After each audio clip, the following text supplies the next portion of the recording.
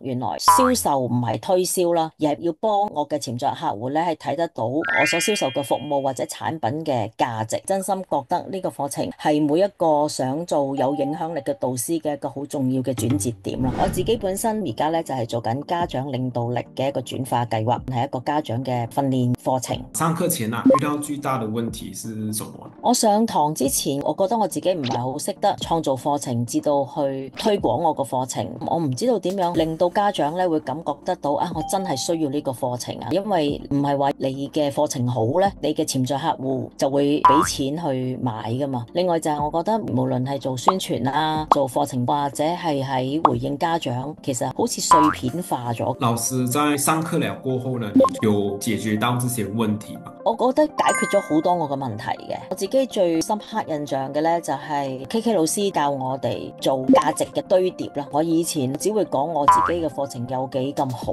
但係而家我就會識得從家長嘅角度去睇，由問題去到共鳴啦，然後去到佢覺得有需要啦，轉化啦。我明白原來銷售唔係推銷啦，而係要幫我嘅潛在客戶咧係睇得到我所銷售嘅服務或者產品嘅價值。呢個觀念嘅轉變呢，令我講得更加自然同埋更加有自信嘅。另外就係一個系統好全面啊，因為你係可以由定位開始，透過 AI 引發我哋好多嘅思考，去幫自己做定位，到去做自己嘅宣傳文案，至到做廣告，去到做貨，然後去到銷售技巧。KK 老師你係好唔吝嗇咁樣將你實踐過又覺得都係會 work 嘅一啲嘅模板嚟到同我哋分享。咁我覺得呢一個係令到我哋少咗好多行冤枉路嘅時間。會不會要推薦這個系統啊，或者課程給身邊做課啊、賣課的人，或者是企業？唔好錯過，真心覺得呢個課程係每一個想做有影響力嘅導師嘅一個好重要嘅轉折點咯。其實市場上面都有好多唔同類型嘅系統，但係好似 KK 老師呢一個咁全面呢，係比較少有嘅。對於做個人品牌創業呢條路上邊，呢個係第一步係好重要嘅咯。咁上完之後，佢唔會淨係知道佢點樣去賣佢嘅嘢啦，而係更加知道自己嘅使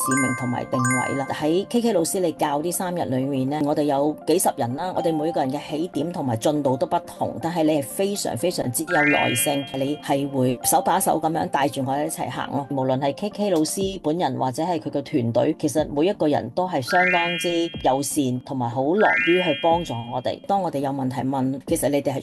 時嘅一個幫助，所以我都會信任自己能夠做得到咯。